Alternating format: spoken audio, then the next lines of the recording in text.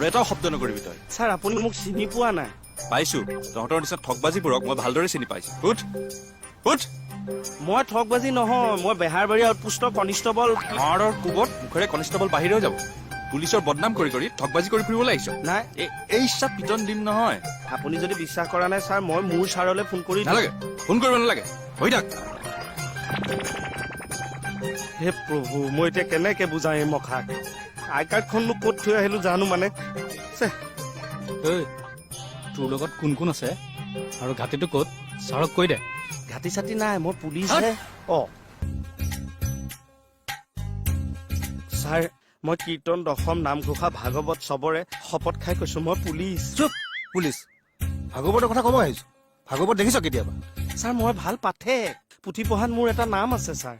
যদি আপুনি বিশ্বাস কৰা নাই মই গাই শুনাই দিওঁ। ঐ কুলিৰ বিন হেতেৰি বিহু হৈ গ'ল। কলিৰ শেষত হৈব কল্কি অৱতাৰ। কাটি মাৰিম লেচক ৰিবু বুন্দা মাৰ। বৰ ধাৰ্মিক পুলিচ।